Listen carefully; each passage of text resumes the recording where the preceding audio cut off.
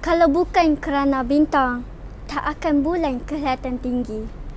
Kalau bukan kerana pendidikan, tak akan gemilang watan pertiwi. Bismillahirrahmanirrahim. Terima kasih peneraju acara, panel juri Teguh Saksama dan warga maya sekalian. Assalamualaikum, salam sejahtera dan salam Malaysia Madani buat semua. Sesungguhnya, pendidikan cemerlang ditakrifkan sebagai usaha menyuburkan pemahaman teori dan praktikaliti dalam membentuk kecemerlangan insan sejati.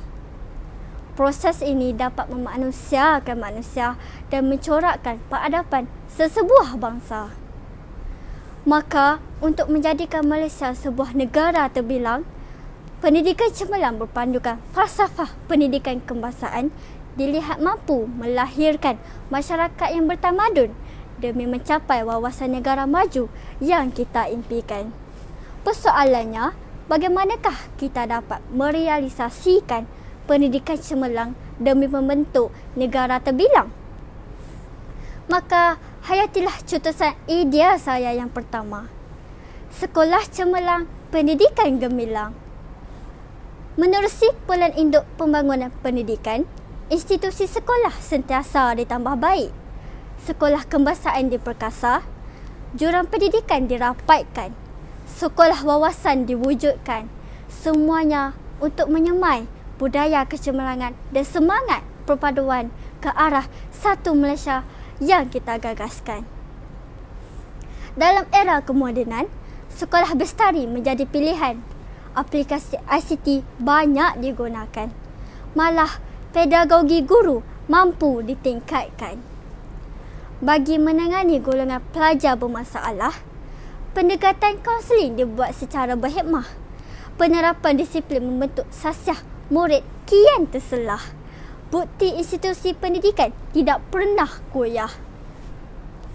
Hakikatnya, institusi pendidikan kita terbukti cemerlang apabila laporan Daya Saing Global 2012 Forum Ekonomi Dunia meletakkan kualiti pendidikan negara di tangga ke-14 daripada 140 buah negara. Malah, transformasi pendidikan telah melonjakkan kecemerlangan apabila telah lebih banyak sekolah kluster ditubuhkan dan lebih ramai cerdik pandai dilahirkan.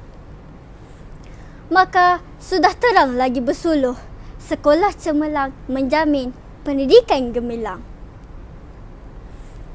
Hadirin sekalian, cetusan idea saya yang kedua, guru cemerlang, pendidikan gemilang.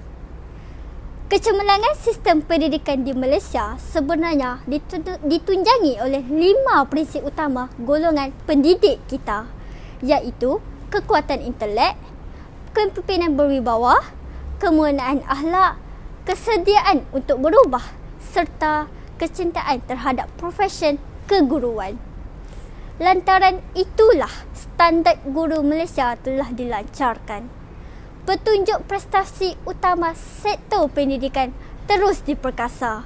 Guru cemerlang diberi pengiktirafan bukan untuk menambah beban atau tekanan, tetapi sebagai dorongan untuk merintis perubahan demi kemajuan dunia pendidikan.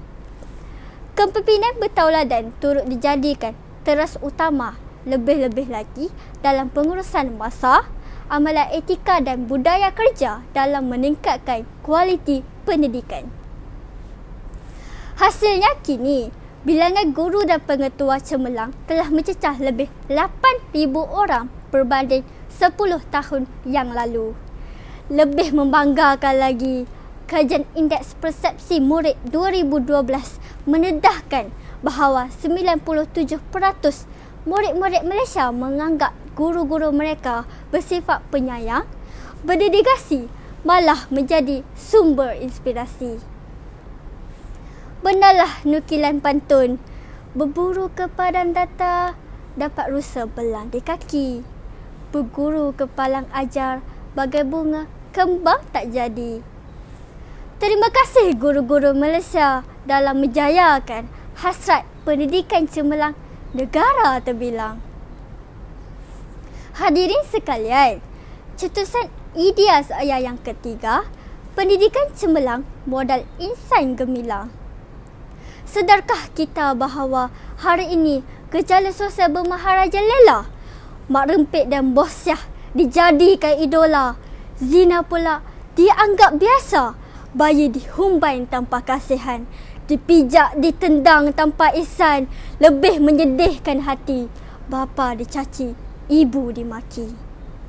Jelaslah bahawa dalam dunia moden kini, modal insan bermoral tinggi bukan lagi satu kemewahan, tetapi satu keperluan.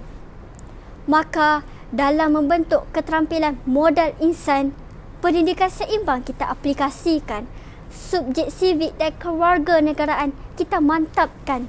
Dasar satu murid, satu sukan kita lancarkan. Kempen budi bahasa kita jayakan. Bahkan disiplin pelajar kita tingkatkan. Lantaran itulah sistem pendidikan kita terbukti cemerlang dalam melahirkan individu yang kompetitif dan dinamik bagi mewarisi kepimpinan negara.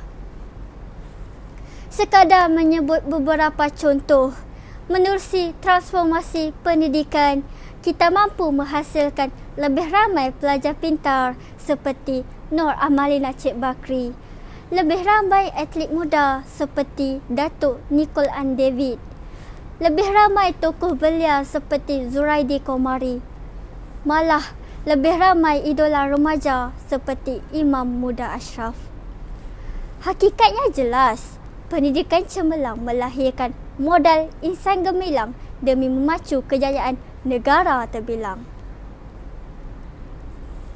Ya hadirin sekalian, secara kesimpulannya, pendidikan cemerlang menjelaskan kolerasi yang jelas antara institusi pendidikan berkualiti, golongan pendidikan pendidik berdedikasi dan kemenjadian pelajar modal insan berintegriti. Apabila kesemuanya ini mampu kita adun bersama, maka pendidikan kita akan menjadi lebih bermakna sekaligus menjayakan hasrat pembinaan citra negara yang berjaya. Benarlah bahawa pendidikan cemerlang negara terbilang. Sekian sahaja daripada saya. Pejuang pendidikan mohon berundur. Sekian, terima kasih.